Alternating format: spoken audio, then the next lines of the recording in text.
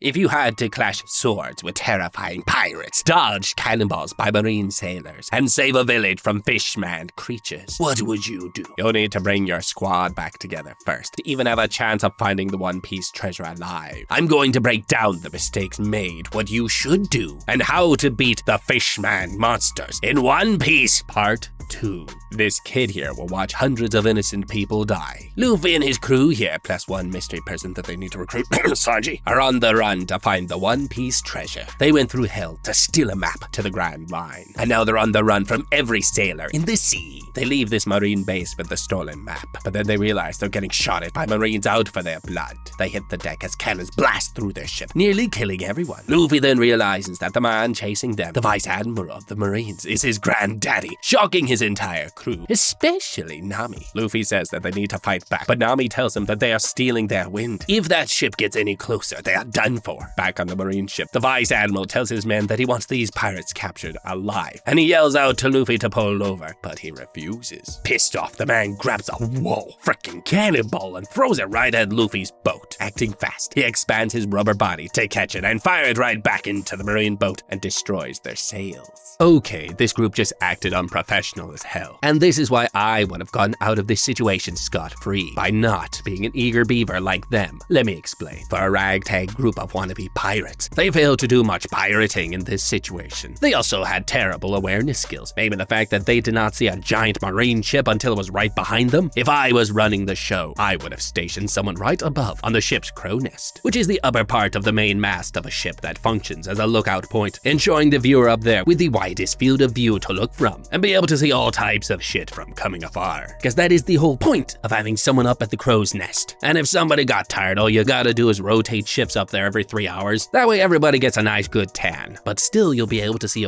ships coming towards you. If possible, I would have tried to leave during the night to lessen the chances of getting spotted by Marines, which we knew were in the area to begin with. And since this boat wasn't really registered with us, this could have meant we could have just stayed hidden on the island and wait until night, with no worries of the Marines discovering the boat until we were ready to leave. Or at the very least, I would have hired a few helping hands and placed them in charge of sailing our ship while we hid below deck, at least until we're far away from this island port. Get a whole bottle of premium fragrance every month for 97% less money than what you'd pay for in the store. Hear me out. Scentbird is a fragrance subscription that lets you choose a new fragrance each month, and they're designed to last you the whole month for only the price of one large premium topping pizza. Their affordable subscription plans means that you get 600 choices of the best to choose from. I'm talking Gucci, Prada, Versace, to the very most indie of indie brands like Skylar, Heretic, Confessions of Rebel, and more. These will let you smell as good as us anime boys. I like to roll with the Cross River Gorilla by Sanctuary and feel as fruity as a jungle after a rainstorm. Very fun. Calculated complexity with this one, and it's gonna make you feel upbeat in hot weather, smelling of mixed green notes. And after that, I like to do a quick dash of Handsome Devil by Grooming Lounge for when it's time to look dangerous and sophisticated. The spice and citrus will lead you to redwood and coffee scents that will have you smelling warm and cheeky for when you want to have a night full of fun. A 30-day supply will allow you to try a fragrance out fully before committing to a full-size bottle, which can cost anywhere between $150 to $300.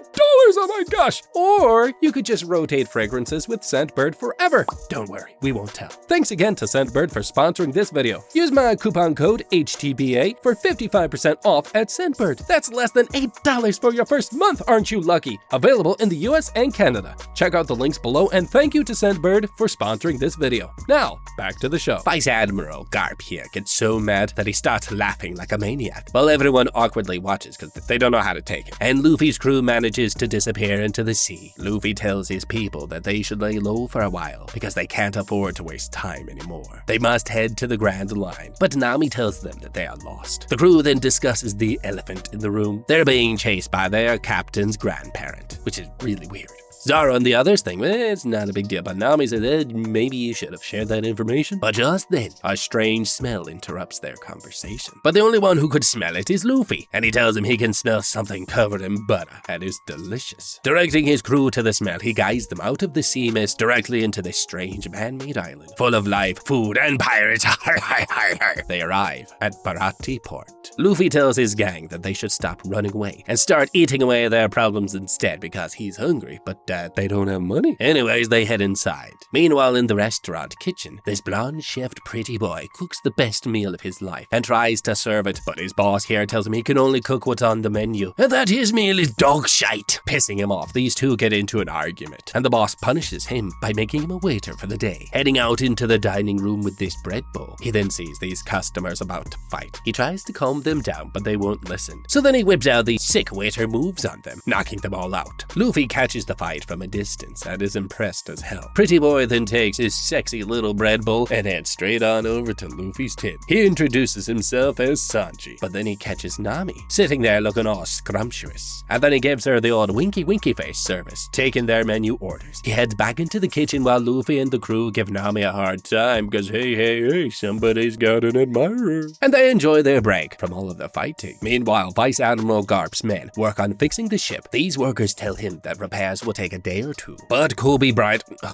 gosh darn, I did it again. No, not that Kobe. Skittish, twitchy face Kobe here says that there's another marine ship nearby that they can call to go after Luffy. But Vice Admiral Garp tells them that they're the only ones who can handle this mission, but doesn't tell them why. He heads into his office and makes the most devastating call he will ever make. He got a hold of the most powerful swordsman in the world. Hearing screams on the other line, he finally reaches a man named Mihawk, slicing and dicing men in the middle of a bloody beach battle, killing everybody. And Vice Admiral Garp tells Mihawk that he has a job for him to do, to go after a pirate named Luffy. And he tells him to not underestimate the kid no matter what. But Mihawk says just a minute and then slices this one ship down. Deflecting the bullets, he mercilessly kills the rest of these baddies before returning to his phone call. He accepts the Vice Admiral's mission and gets told to bring him in alive. All the while as Kobe overhears all of this. Back in the Barati port, Luffy's crew finishes their meal, and then Nami then cuts the shit and tells Luffy what is the deal with his grandfather, and she gets mad at him for not telling them this earlier, and that's when Sanji returns with the bill. Luffy signs it, but quickly finds out from the owner that he must pay in cash or else. Luffy confidently tells him that he can add it to his treasure tab because he is talking to the future king of the pirates. He tells Chef Zeph that he is on his way to find the One Piece treasure, but Zeph tells him that the only treasure he'll find is at the bottom of some dirty dishes. And then he forcefully takes Luffy to the kitchen and tells him he must pay off his food debt by working in the kitchen from now on. Sanji then comes back and tells Zeph that he's done being a waiter and doesn't want to cook the same boring food ever again. And Luffy spots one of Sanji's dishes and tastes it, loving it. And that's when Sanji leaves in anger. Later that night, Luffy's crew gets drunk at the port bar. Nami tries telling these two that Luffy keeping a secret is messed up, but they tell her that they have bigger problems to deal with. And then she says she can't afford to get caught when she's so close, but she catches herself and awkwardly leaves the group to get more drinks. Nami here seems like she's up to something, but I would be able to figure out her true motives based on a statistical probability using the psychological traits of very famous pirates in past history. Let me explain. This group has failed to do the one thing that would make any team click, and that would be to learn the backstory of their teammates. At this point, Luffy's been so worried trying to recruit just about everybody that he's forgotten to really vet who he's actually bringing in. And in this case, the wild characters aren't the ones that I'd be worried about, but instead would want to know the motivations behind the sweetest looking members of our crew. Because the last thing we want is a wolf in sheep's clothing, or a psycho in baddie's clothing. Nami being shady right here doesn't seem like a big deal until we look at the whole picture, starting with the psychological profile of how and why somebody would want to be a pirate in the first place. Yes, I know she says she's not a pirate, but come on, she's with pirates. Contrary to how the movies make it seem, many pirates in reality had prior sailing backgrounds as pirateers or were in the Navy, and were also very shrewd businessmen that were vital to many economies and served as basically their nation's patrons, as they got in charge with going around the world and bring back treasures for their countries. One such a pirate, Francis Drake, even got knighted by Queen Elizabeth in 1581. This means that if I was Luffy, I would have started treating these recruiting sessions like we were recruiting for a Fortune 500 company. Here's why. Because if we take a look at some of the most famous pirates ever known throughout history, Blackbeard, Henry Every, the most famous pirate to retire rich and to not die in battle. Both of these and many more came from highly established backgrounds. And if we compare Nami to other female pirates of the past, then this is where it only gets more interesting. Unlike men, women joining pirate crews was not common in the least, meaning to be a female pirate you had to have some serious reasons for joining such a life. And here's where it gets even crazier. 4 of the most famous female pirates in history, all of them came from respected and or well-off families, and either became pirates to break free from their parents' disapproval, or came from a rich family family and joined in order to avenge the people who chased their family out from their homeland. This means that while Zoro and Usopp might have joined the pirate life for crazy reasons, Nami here likely joined our group because she's either running away from something or has a massive chip on her shoulder and wants to avenge something or someone. And I have a feeling, based on previously correlating factors, that Nami here is way more dangerous than she looks. Over at the bar, she secretly asks the bartender here that she wants to go to the Konami Islands, and then he points her to this old man, and he tells her that he can take her there at sunrise tomorrow for a price, and he can even take her friends with her, but she tells him that she will be going there alone. Back at the marine ship, Kobe tells his love-hate buddy here, Helmeppo, that he heard news from the Vice Admiral as he was talking to somebody named Mihawk on the phone earlier. Shocked at this news, he tells Kobe that this man he's not just a man. He is the greatest swordsman in the entire world, one of 7 great pirates who ruled the seas. Years ago, the world government made a deal with these 7. Instead of trying to capture them or kill them, they were each given dirty jobs that the good guys could not do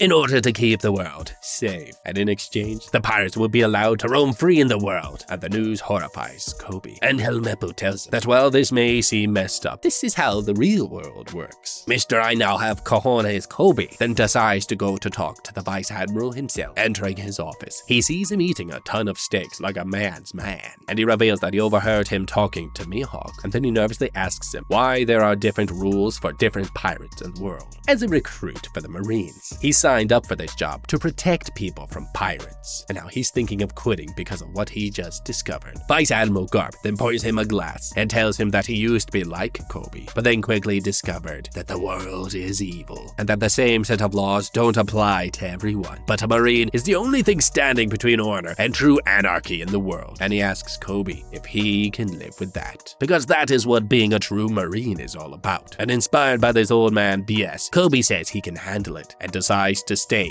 on the Marines. Back at Barate Port, Luffy is busy cleaning dishes when he sees Sanji chilling in the back. They start talking and he finds out that he is a chef and that he has a dream to travel to the All Blue, a mythical area of the world where you can find the best ingredients from all 4 seas. Nobody knows where it is, but he wants to be the one to find it. Luffy gets excited and tells him that he should follow his dreams no matter what it takes. And that's when an injured sailor busts through this back door. He is starving, and Sanji quickly whips up some food. And that's when one of his co-workers tells him that if Chef Zeph finds out that he is feeding someone without any money, he will get in trouble. But Sanji does it anyways. Minutes later, the injured sailor chows down and tells him that he's been drifting out in sea for weeks, and comments that this is the best meal he's ever had in his life. And Luffy gets really impressed by Sanji, and he tells him that he should join their crew to help feed them while they go after the One Piece treasure. And that's when this sailor's eyes go wide, and he reveals that he was actually a part of a huge 50-ship team that were looking for the One Piece treasure themselves. But once they got to the Grand Line, they lost all 5,000 of their men, and he is the only survivor. He begs Luffy to not go there no matter what, because he will never make it out of there alive. Nami's crew chills over some drinks, and Zoro can tell that she is hiding something. They play a drinking game to find out more about each other, and reasons for joining the crew, and it's blah blah blah, it's not important. But across from them, Usopp gets drunk and talks a good game in front of these pirate baddies. But then this one guy sitting next to him asks him if he's the captain, and Usopp gets uncomfortable and says that a man named Luffy is their captain.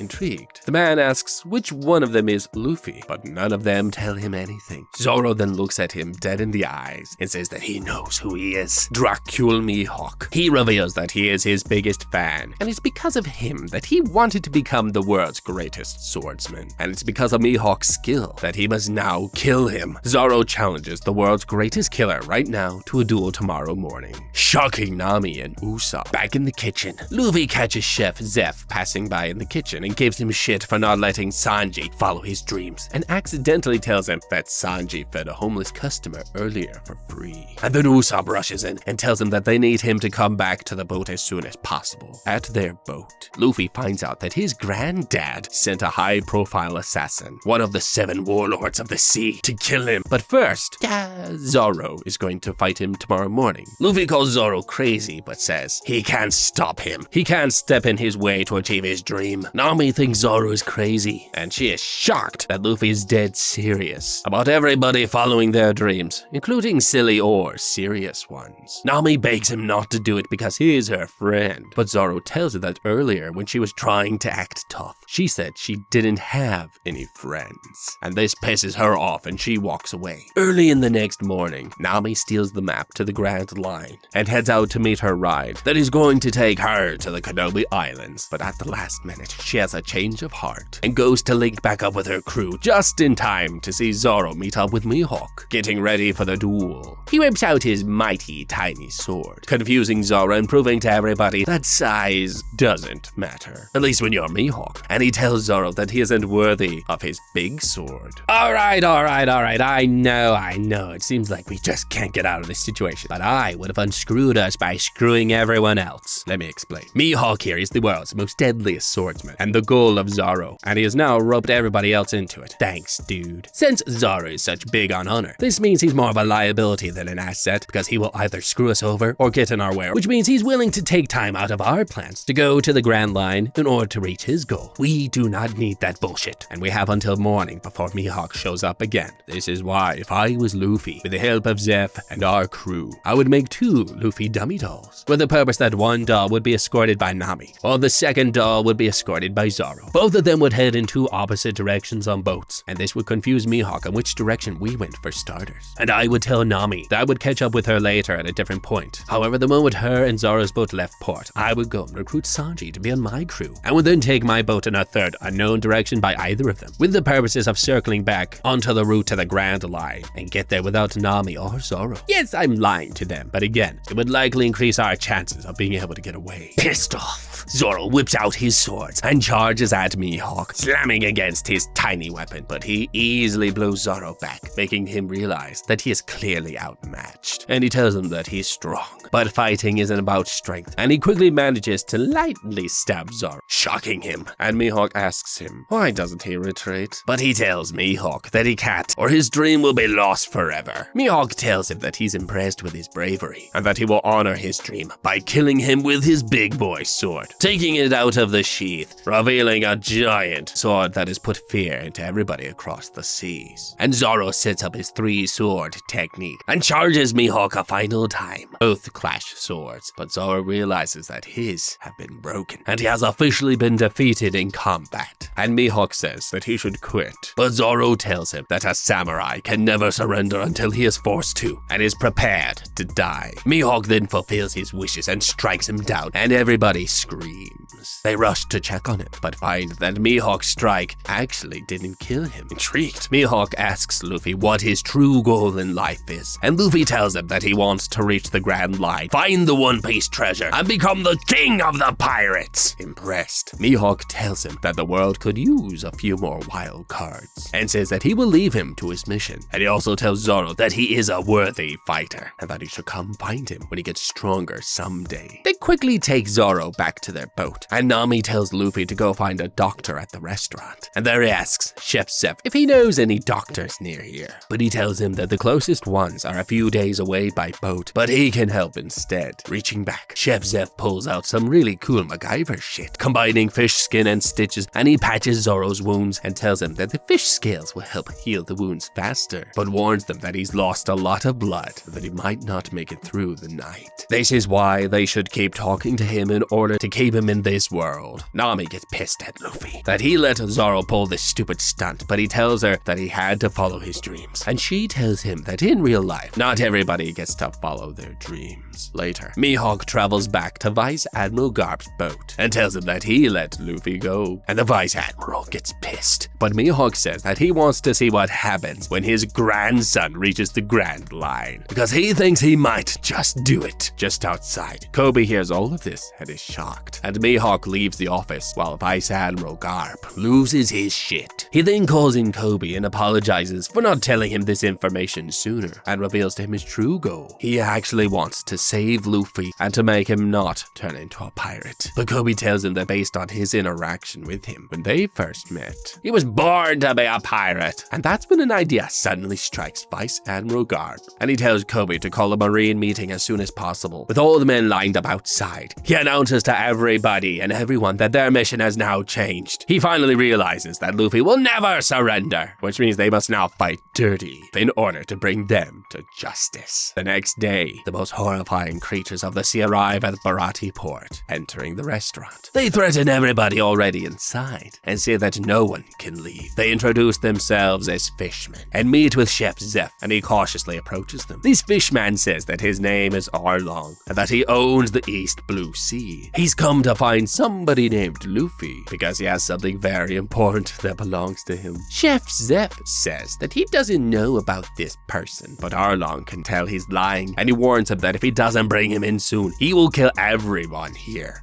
Meanwhile, Nami listens in and overhears all of this. She then runs back to Luffy's boat and tells everybody the news. She tells them that they should leave this place now, but Luffy tells them that they must stay and fight to help Sanji's people since he helped them. And Luffy tells Nami to stay on the ship and guard the map. Okay, well, it might seem like we're screwed. I would have solved all of our problems with Arlong with a little bit of cooking grease. Let me explain. Arlong is a member of the Arlong Pirates who's got the highest bounty in the East Blue. But at this point, he doesn't know where we are exactly, which is why he is holding everyone here hostage. He wants us to come to him and is relying on our humanity to bait us. Since we have the advantage of time on our side, I would first order my crew to go and destroy the most crucial elements of their boat, and we'll get our getaway boat ready for what's about to happen next. You'll see that despite the unclear timeline we're in, this kitchen has a gas-lit stove, which means that a gas line is present. Back then, it would have also likely been that places with gas stoves had high-pressure regulators installed within the gas system. This is a valve that automatically cuts off the flow of gas, and when it reaches a certain pressure, it is designed to direct only the amount of gas into the pipes that the load device can take. This is why, after disabling Arlong's boat, I would sneak Sanji into the kitchen through the side entrance that the hungry sailor came through right before, and would then switch on the gas and allow the gas from all the stoves to accumulate over the burner. The lack of a gas pressure regulator means that large amounts of gas would easily diffuse into the air around the entire kitchen. And since this is a professional kitchen, this means that grease, cooking oil, alcohol will be present everywhere in heavy amounts. All of these are highly combustible. The saturation of excess gas from multiple stoves means that after 2 minutes this place will be a fire hazard. While this was taking place, I would instruct one of us to meet Arlong in the restaurant from the front, and from there would lure him into the kitchen saying we had the map there. Due to his lack of faith in humans, and him thinking we're not as smart or as strong as him, he would likely think we're not capable of tricking him. I would follow us into the kitchen with no problem. I would then head out of the back of the kitchen and have one of our crews light a flame. This would set off a highly combustible explosion, one full of fire, pressure, and death. And at this point, either Arlong would have been dead, or at the very least injured long enough to where we could run away with the map, all because he underestimated us, his enemy. Back at the restaurant, Arlong's fish people let these humans in on their full plan. They tell them that they are done being second-class citizens of the world, and make a speech about wanting to be treated as equals for once. If they don't, they will destroy the world in order to make it happen. Luffy then busts in to confront Arlong, and he asks them how he tracked them down. And Arlong takes out the head of one of his old enemies, Buggy the Clown. And this idiot clown reveals to Luffy that one of his ears was hiding in his hat this whole time.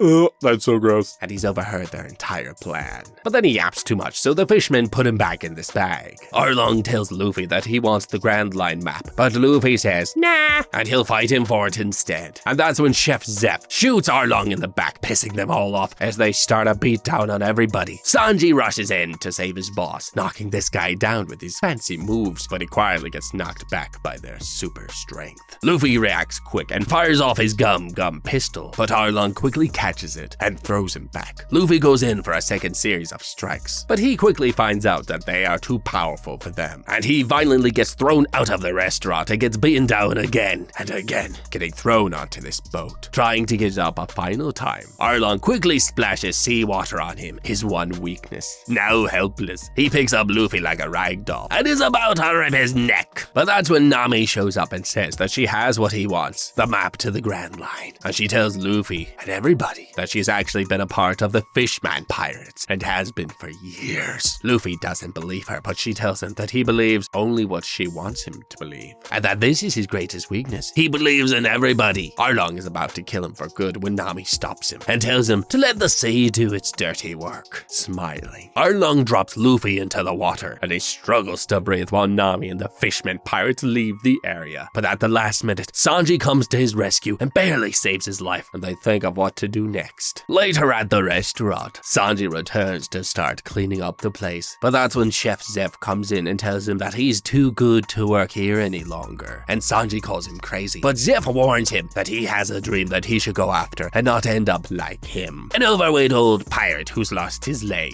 Because hey, he never fulfilled his dream. And also that Sanji has never shut up about going after his goal, and now it's starting to get really annoying. Pissing Sanji off, he angrily tells Chef Zeff that he'll do as he wishes then, and storms out of the restaurant. A little later, Zoro finally wakes up, and Luffy and him agree to help both of them go after their dreams, and basically become the best seamen bros. Usopp joins in on the fun, and with some team spirit, Luffy suggests that they should first go and figure out what's going on with Nami, before they head to the Grand Line, and everybody agrees. Preparing to set sail, Sanji then joins them last minute as their cook, and they set sail to go save Nami. But then Sanji has a really sweet moment to his father figure, and it's really cute, but it's not important. Moving on. Luffy tells everybody that he knows somebody who knows where Nami is, and takes out Buggy the Clown, revealing that he stole him from the Fishman earlier, and he can lead them to her location. A little while later, with the help of this freaky clown, Usopp spots land in the distance, and they finally reach the Konomi Islands, home to the Arlong pirates. Meanwhile, at Arlong Park,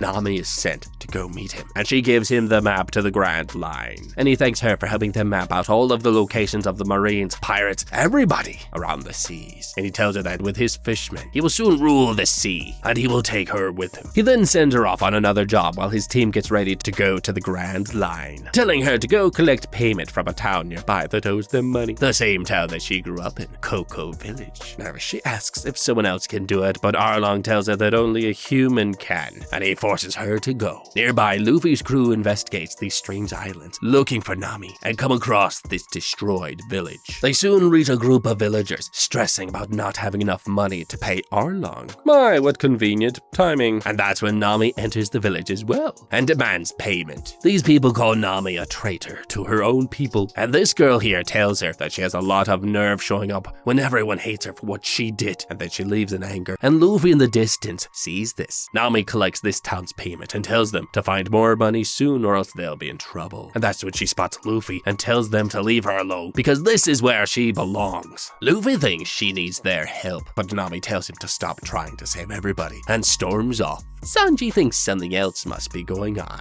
Zoro tells him that she clearly wants them to leave, but he tells Zoro that women never say what they mean, his actual words. And that's when ladies man Luffy agrees with Sanji and decides that they should visit that girl that Nami was talking to, because she seemed to know her. Getting directions from one of the locals, they find her house and manage to convince her to spill the beans on Nami in exchange for having Sanji cooking her the best meal of her life. Back at Barati Port, the Marines finally arrive and have a word with Chef Zeff about Luffy's whereabouts, because they know he was here. Chef Zeff tells him that he doesn't know anything and offers him a free steak dinner instead, and these two have a grand conversation. And that's when Vice Admiral Garp signals for Kobe and Helmeppo to leave and tells Chef Zeff that he knows everybody saw Luffy leave this town and he needs to find him before it's too late. Meanwhile, back on Konomi Island, Sanji's deliciousness convinces the girl to start talking, and she gives a little backstory about her and Nami, and she reveals that they are sisters and that their mother was killed by Arlong when they were kids, and then Nami went to join Arlong's crew for some strange reason, and since then they've barely spoken to each other. The end. Luffy then gets up to get some fresh air because he can't believe what he's hearing. Zoro joins him, and they both agree that there must be something more to this story because they believe deep down Nami is a goody-goody. A little later at Arlong's base, they have a party to celebrate, and that's when Nami reports back with funds from Cocoa Village. And then she tries to talk to Arlong about their deal that she made with him years ago. But then these Marines interrupt the party. Captain Nezumi here tells Arlong that he's here for another check-in because they've been getting reports from the Navy that him and his pirate crew have been making an awful lot of noise on these islands. And Arlong tries to pay him the standard bribe, but Nezumi tells him that the price has now gone up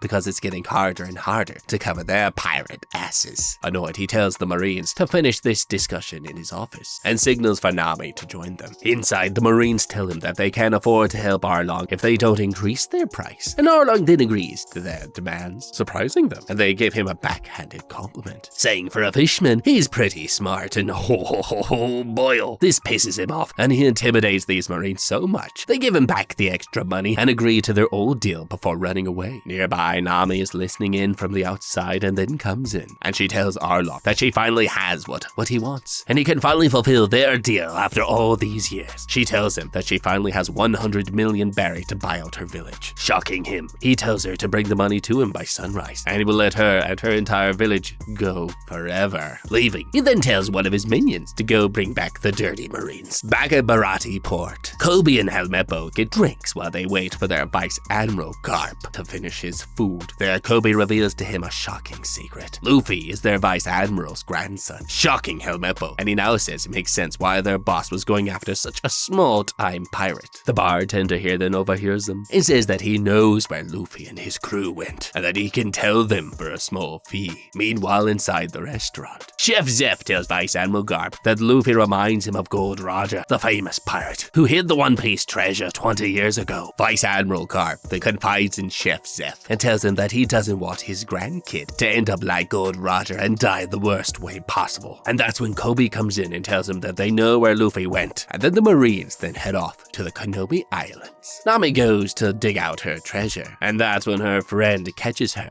and Nami tries to explain herself, but her friend doesn't listen and slams the chest open, discovering a bunch of treasure. Shocked, Nami explains to her that she made a deal with Arlong when they were kids, and that she would work for him, and has been trying to buy their village from him, and she's now saved up 100 million berry, and with it she can buy everyone's freedom. And that's when her friend, who's actually her sister by the way, she realizes that she's been a dick to Nami for years, and now feels bad. And that's when Captain Nezumi and his men show up. They announce that they are confiscating the 100 million berry treasure that Nami's got. But that's when Nami realizes that she never told them how much was in this chest, and she knows that Arlong set her up. They hold her down and steal everything that she has. And that's when she cries and tries to go after them, telling her sister that now Arlong will try to kill everybody as punishment. Soon running out of breath, she collapses in sadness and anger. And then she starts to try to remove her FISHMAN tattoo. But that's when Luffy reaches her and tells her that he's here to help if she needs it. Breaking down, she finally asks him for help, and he gives her his trusty hat, and he tells her that they'll get to work and save everybody. And that's when his crew shows up as well, and they get ready for combat. And then they hear gunshots and piercing screams in the distance. Going to check it out, they see part of Nami's village burning in the distance, and they rush to go and stop it. Arriving at the village, they realize it's too late and see part of the village in shambles. They then run into her sister, who's Nojiko by the way, and she tells them that she's told the villagers what Nami really did, and everybody agrees to forgive her. I would say so, she had 100 million berry. The villagers now want to fight Arlong and are now done with being cowards. Reluctantly, Nami agrees to let them fight alongside her, and Luffy tells them that while it might not seem like Arlong has any weakness, everybody has a weakness, and he will know it when he sees it, motivating everybody to get ready for the fight of their lives. Meanwhile, on the Marine ship, Captain Nezumi reaches Vice Admiral Garp midway, but Vice Admiral Garp asks him why so much pirate activity and what has been happening around Kanomi Islands, since it's under their control. But that's when Captain Nezumi tries to shift the blame and says that a new powerful pirate has entered the area and has been slaughtering everybody that he sees, and swears that he wears a straw hat. Kobe nearby then talks back and says that Luffy would never hurt anyone innocent, and Vice Admiral Garp agrees and thinks something fishy is going on. He then relieves Captain Nezumi of his duties on Kanomi Islands, that he will handle it from here. Back on Kanomi Island, Luffy's group blasts through Arlong's headquarters. Smoke bombs go off everywhere, and Nami tells that Arlong is in the map room and takes her and Luffy to him, while the rest of the crew gets ready to stop these bad guys right now. And Usopp runs like a little girl as he gets chased by this drinking fishman. This might look like a badass approach, but in reality this was so stupid. It makes no sense why these guys decided to go in with a bang. The bad guys already destroyed the village and went home to recharge. There was absolutely no need to run into this situation head first, and as mentioned, Arlong is strong, but way too confident and thinks too low of us, and that's why his guard will be down. They could have approached this situation in a few ways. If Luffy wanted to keep Arlong busy, he could have at least coordinated with the townsfolk for them to bring in alcohol during this battle. They could have used it to try and burn down the headquarters entirely, or they could have done a more stealthy way and could have severely injured the enemies by looking to poison their water supply, either the pool itself or more realistically, by identifying the source of their alcohol cellar. Fishmen need water in order to enhance their power, powers. So finding a way to leverage their greatest strength and turn it into a weakness should have at least been considered as a possible battle plan in advance. And another more volatile approach could have been for Nami to look for any other communication device that she possessed, and she could have used that to call for Vice Admiral Garp. I know, hear me out. If this village was so important to her, that she should have been willing to destroy Arlong in every way possible. And let's be honest, she never would have left her village again if Arlong was alive. So finding a way to kill him was really the only way she could make a move. The Marines are already looking for them, or at least Luffy. So calling them means they would have been there within the day. Inside the map room, Nami finds the map, but that's when Arlong cuts her off with his lethal weapon, and he tells her that his grand bad guy plan to take back what the humans took from his kind using the very maps that Nami made for him. And then he's going to go to the Grand Line and blah blah blah blah blah.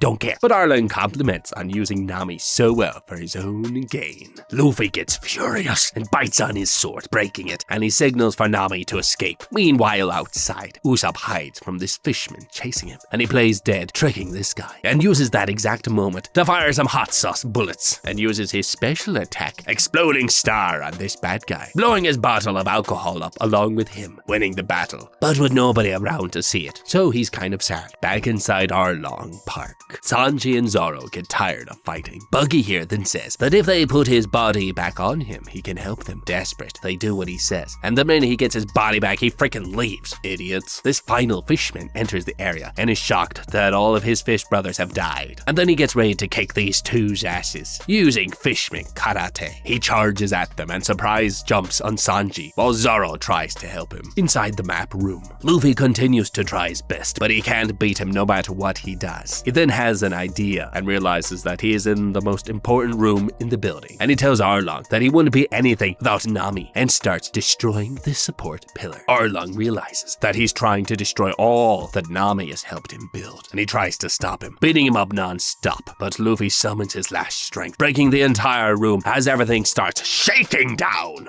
Outside, Sanji gets tired of getting his ass kicked and finally whips out his signature move, sending this fishman back, badly injured, before finishing him off, and then saves the day. And that's when Nami comes out running and the building is shaking. And then Sanji's ready to be the man to hold Nami in his arms, and then, well, he gets denied, and she tells them that Luffy and Arlong are still fighting inside. Meanwhile, Luffy uses his final Gum Gum Gatling move on Arlong and finishes him off with his Gum Gum Battle Axe, slamming Arlong down and sends the entire building crashing above them. Everyone holds their breath, but Luffy survives. Rising up, they link back up and appreciate each other and blah blah blah. Later that night, though, they celebrate at Cocoa Village, and that's when their celebration is cut short by Marines. Vice Admiral Garp shows up and tells them that they're under arrest, and Kobe tries to back him up, but the Vice Admiral doesn't listen. He tells his grandson Luffy that he's tried to make him a Marine, but he realizes that he will always choose to be a stupid child. He demands Luffy to hand over the map, but he says no, and Grandpa has had enough and starts punching Luffy and tells him he's going to treat him like a pirate from now on. Luffy is shocked and tells his granddad that he doesn't want to fight him, but it's too late. He beats up Luffy time and time again and proves he's much stronger than he is, and he tells him that he doesn't know how dangerous the Grand Line is and that he is not ready. But Luffy says that he's not going to give up no matter what happens, and then he starts chuckling, just like the man who hid the One Piece treasure, Gold Roger. Vice Admiral Garp sees that he truly is a pirate and reveals to him that this was all a test. He signals for his men to stop chasing him and to go after Arlong's remaining pirates. And then Captain Nesmi tries to arrest Luffy, but gets knocked out. And the Vice Admiral tells Luffy that he knew he wouldn't change his mind, but he wanted to make sure he knew who he really was. And he congratulates Luffy and tells him that he's on his own now. The next day, everybody makes up, including Nami and her sister, Nojiko, blah blah blah, not important. But Kobe pays Luffy a visit and hands him his own wanted poster, making him officially a badass pirate. And Luffy gets happy and the two say goodbye to each other, and he heads back to his crew to show him the good news, and they realize that now more pirates will start to hunt them down on their way to the Grand Line, and they get ready for what's to come. They pick up this barrel and then proclaim all of their dreams together. A good party, me hearties! And they all vow to help each other reach their dreams together, not realizing that old and new horrifying enemies await. Thank you, Sandbird, for sponsoring today's video. Now be sure to click the link down below in order to use my code for a discount. But what do you guys think about the video? Let us know what you like about it and what you didn't like about it. Don't forget to like, subscribe, and leave a thumbs up down below. And as always, check out our How to Be playlist.